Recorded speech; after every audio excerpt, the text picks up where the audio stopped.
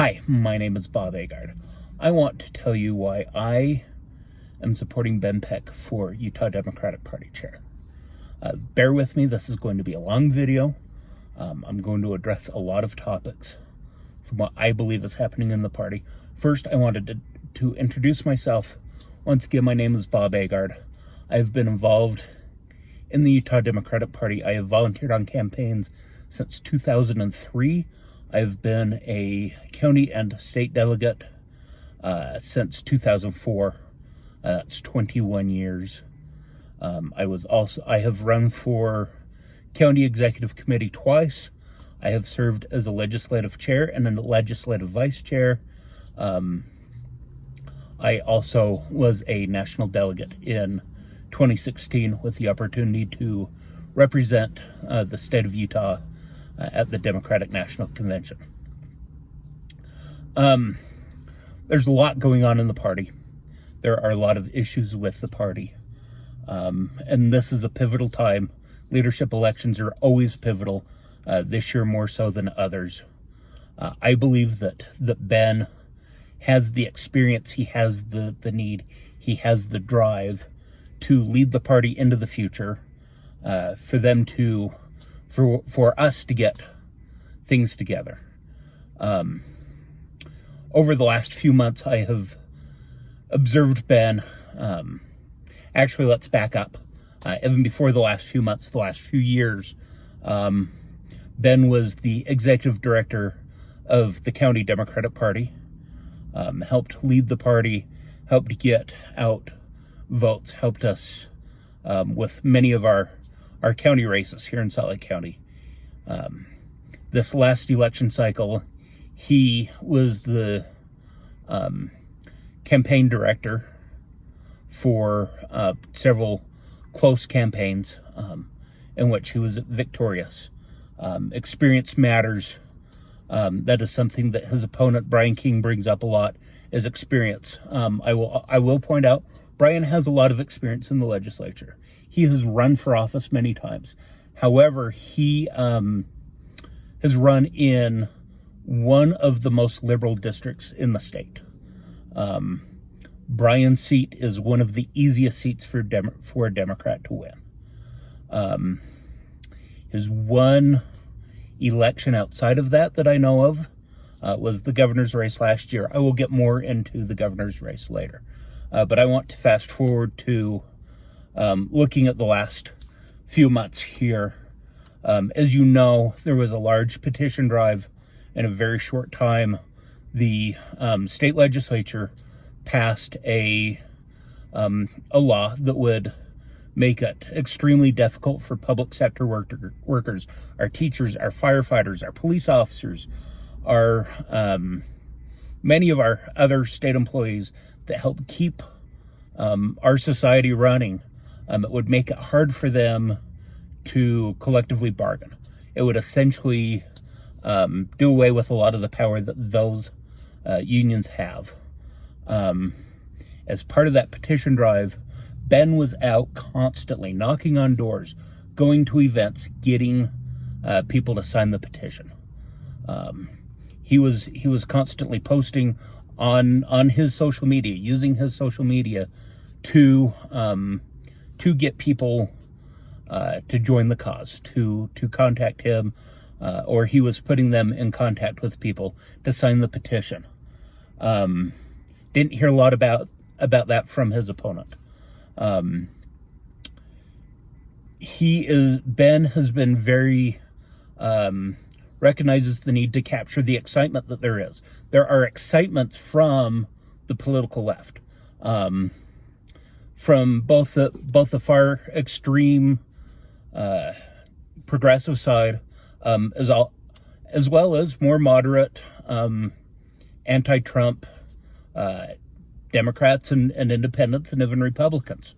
And that has been seen by the thousands upon thousands of people that have shown up continuously to rallies. I know that Ben has been to a large portion of those. I know Brian was at a few. Ben was up there collecting signatures for the union petition. Ben's up there. Ben recognizes that those are the people that we need to be bringing into the party. Those are the people we need to capture that excitement. We need to capture the excitement that brought 20,000 people on a Sunday to the Huntsman Center about a month and a half ago. Those people have been dismissed by a lot of people in the party as just being, extremely liberal, extremely progressive. And you know what? It's going to take everybody. It's going to take those people in order to win. A lot has been said about the party needing to get their stuff together. Elevate, a political consulting company that has been hired by the Brian King campaign, put out a video saying that the state party needed to get their shit together. It's a sentiment I agree with. However, Elevate worked for a lot of candidates last year that were running as independents, running in races that Democrats actually could have had a shot at winning if we had united behind a candidate instead of working with an independent candidate. Those are races that easily could have been won. Elevate also worked for the Brian King campaign, as well for his governor's campaign, as well as working for this campaign. A lot of the people who have endorsed Brian King are some of the people that have been leading this party pretty much since I was involved. It's kind of the who's who of let's keep doing the same thing that we've been doing. Or they are people like former Congressman Ben McAdams and Salt Lake County Mayor Jenny Wilson, who their strategy to winning is by not putting forth a Democrat, but putting forth an independent. They were two of the leaders behind removing a Democratic candidate from the ballot in favor of endorsing a candidate who, frankly, was very conservative. And we still, even their candidate didn't really win. Didn't win at all. And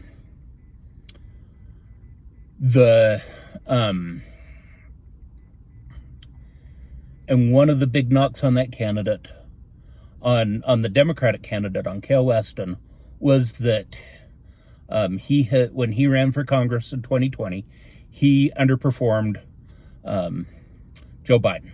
We'll talk about underperformance here in a minute. But really, those are the people that are lining up behind Brian King. Ben Peck, not only does he have my endorsement, he has the endorsement of many people who have been trying to get the party to get their shit together for a really, really long time. I've been doing it for 20 years. I'm frankly about done. I've seen a lot of people who have been fighting that are done, that haven't come back, that definitely won't come back under a Brian King administration. But as the party starts to actually get their stuff together under Ben Peck, we may see those people come back. We need people. We need those hard workers. We need that experience.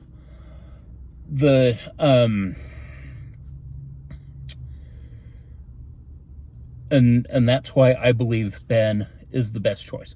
Ben, there's a reason why Ben has the endorsement of almost every single issue and identity caucus in the party. Those are your grassroots. Those are your leaders. Those are the people that we should be looking to for help, for guidance, to know who the better candidate is. Those are endorsements that are hard earned by the candidates. As someone who has run for offices before, I know those issue and identity caucuses are really the grassroots of the party. Now to get to something that I've alluded to a couple of times, and that is the 2024 election.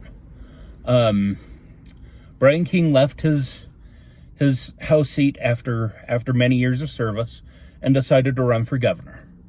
And When we talk about underperformance,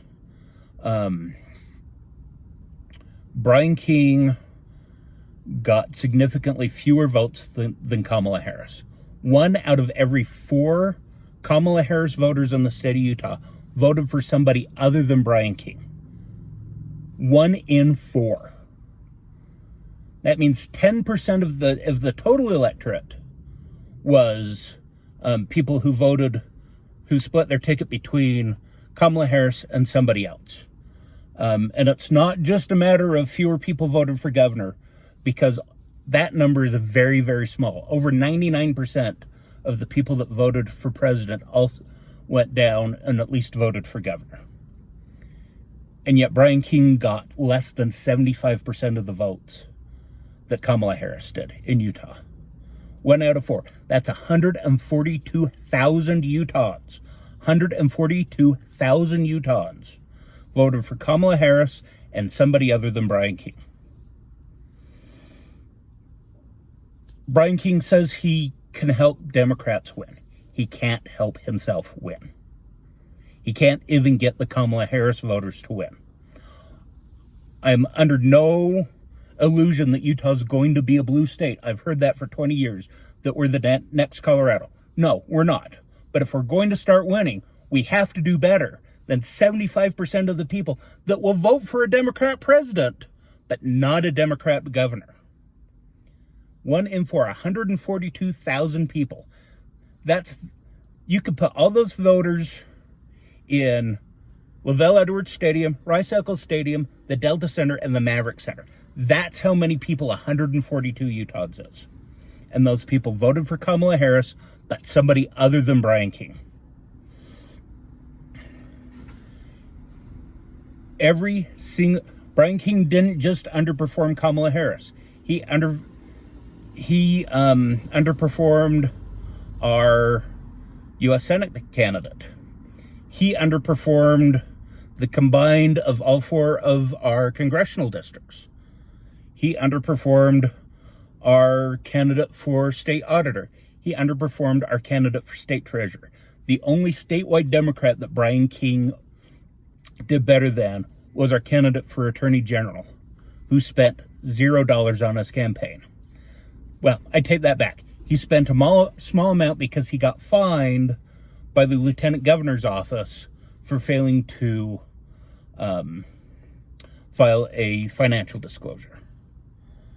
That was the entirety of his spending on his campaign, according to his financial disclosures. So Brian King had more name recognition than any of those people, other than Kamala Harris. He spent more money than any of those people, and yet he got fewer votes. And yet he thinks that he has the ability to turn Utah around, to turn Utah blue, to put Utah Democrats and get our shit together. Well, I'm sorry, that's false. I spent a lot of time around pig farmers when I was on my LDS mission, and I know what pig shit smells like. And that's kind of it. So, if you're still watching, thank you very much. Please, if you are a state delegate, please come Ogden High this Saturday, May 31st. It's early in the morning. I can't remember what time. I'm sorry. Go to utah.democrats.org. I'm sure Ben has a website. Brian does as well. Research for yourself. If you're not able to make it to Ogden on Saturday, please sign up online. As soon as voting's open about midday, they will email you and text you a ballot if you are a state delegate. Once again, my name is Bob Aagard, and I am very happy to endorse Ben Peck for state party chair. Thank you.